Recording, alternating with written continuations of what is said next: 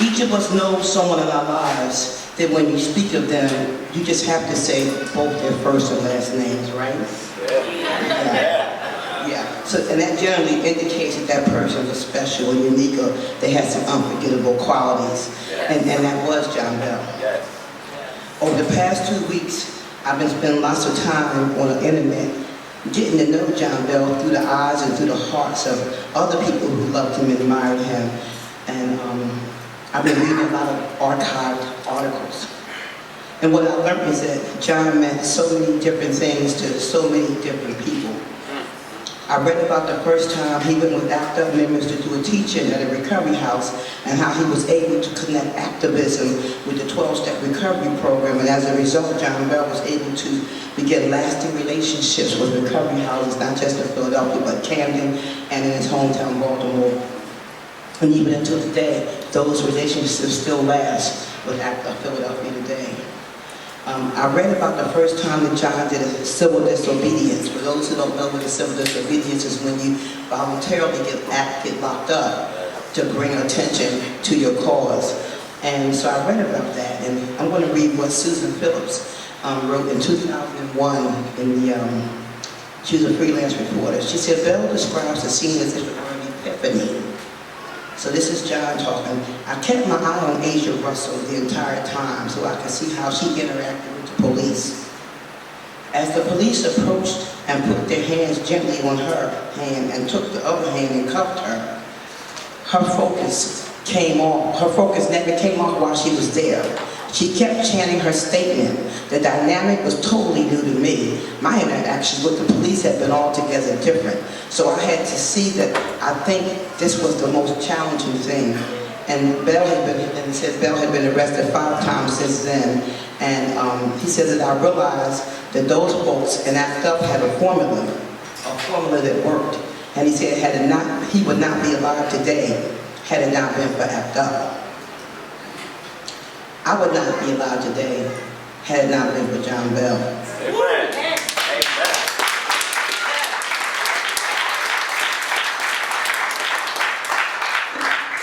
I am a person of faith, and I do believe that God works through people. Yes.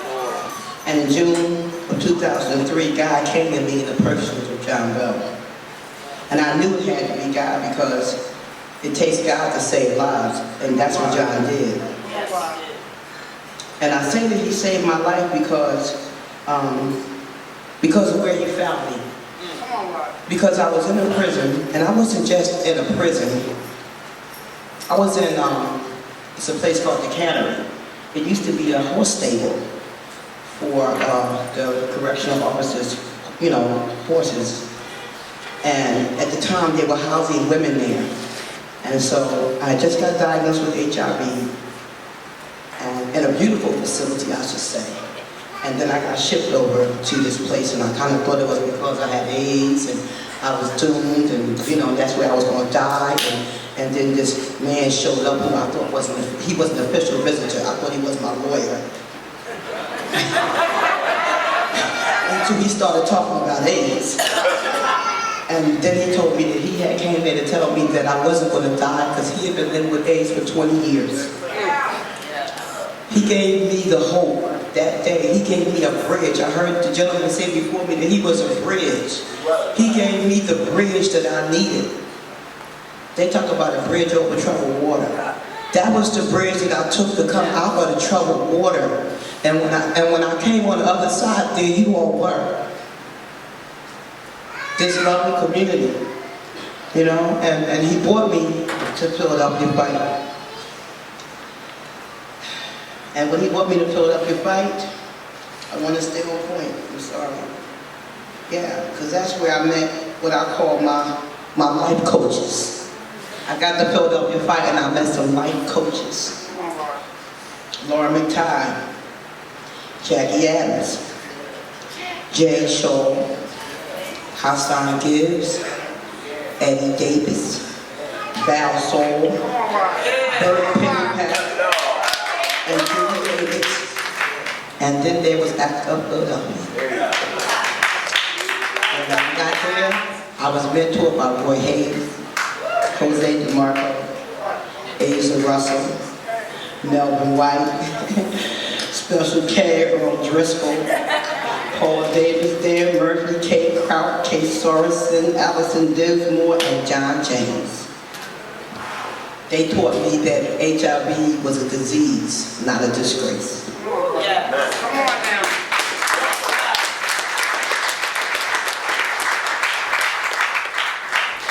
John even introduced me to the man I'm married to now. He introduced to my current husband. But when I got to act up, he told me to stay in place. He said, stay in place, Waheedah. He said, because people are going to come here to act up. And they're not going to think they belong here. They don't see people here that look like them. He said, so you stay in place so when people get here, they'll stay. They have a place here. And even today, he talks in my ear. So I did that. I'm going to fast forward and talk about the things that he taught me, harm reduction. He taught me some concepts that I never understood, harm reduction, giving people clean needles to save their lives, right?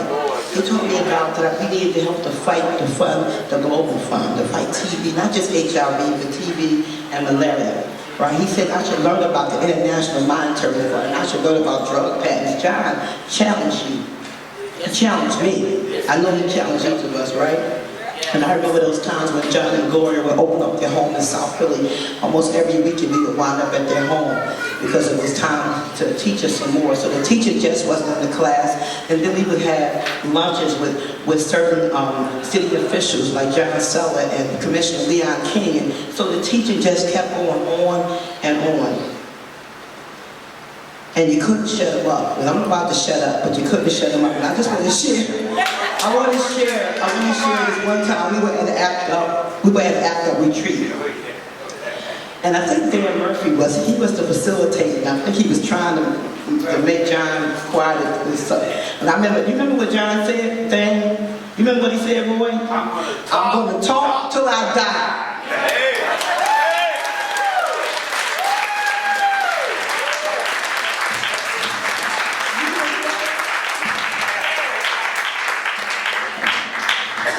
So, and I learned a couple of principles from John. The first principle, one of the first principles I learned when I started doing AIDS activism was a quote from Frederick Douglass. Power concedes nothing without a demand. That's why we have to fight. Because power concedes nothing without a demand. It never did, it never will. But John Bell gave me my next principle. He said, half your rights haven't been written yet. Because you haven't been there to demand them. Half your rights haven't been written yet. Because you haven't been there to demand them. That gave me the courage and the faith that I needed to step out and stand in those places where he told me I could stand. From the first moment of my disclosure, John Bell was in my ear. Up until this moment, right? I remember he gave me my first award when I met Sam Morales for the first time. I kept hearing about this great activist, Sam Morales. And I was going to get an award at the same time, and it was an award for doing prison activism. It was the Greg Smith Award. I didn't even know Greg Smith. I don't know what greatness he saw in me. I don't know what he saw in me, but I remember when he came to get me, I was the lowest of the low of the low. But it was a human being that he came to save a life of a human being. He didn't come to get me because I was a famous person. He came to get me because I was a person in need, and that's the sort of person that John is, and the sort of person that I try to be in my life today. Having met President Barack Obama, having helped write the National AIDS Strategy, having been speaking at international AIDS conferences and traveling abroad, my charge is to be able to sit down one-on-one with a person and mentor them. Like I was mentored by people before me. I just want to close, before I say farewell to my friend John Bell, I just want to close with a few, there's three things, the reason why that helps to ease my pain today. One is that I know his work is going to be completed through the people whose lives he touched. Yes.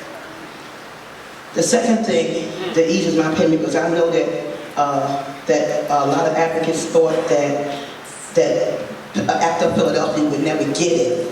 they would never get it, that we have to work on a global position and work on global dimensions to address this disease of HIV. And that he's not alone, that he's in good company. There's been great people, like-minded people who's passed away before him, and I know that he had plenty of predecessors to greet him, predecessors like Kiyoshi Karamiya, Chuck Palmer. I will speak their names, you can speak their names, Shaheed Robinson, Dominique Bass. Speak their names, Greg Smith, Thurman Simmons. I'll speak their names, Barry Bush, John Paul, Abdullah. I'll speak their names, Dale Grundy and Rick Britt and Jonathan Lax, and Vanessa Williams and Roy Boyd and Damian Mitchell.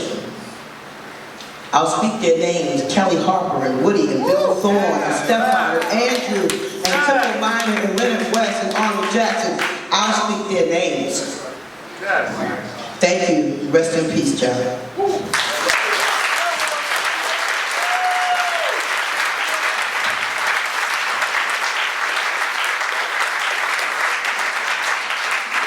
Thank you for the book, Gloria. She gave me John Bell's 12-step book. She said I deserved it. Thank you.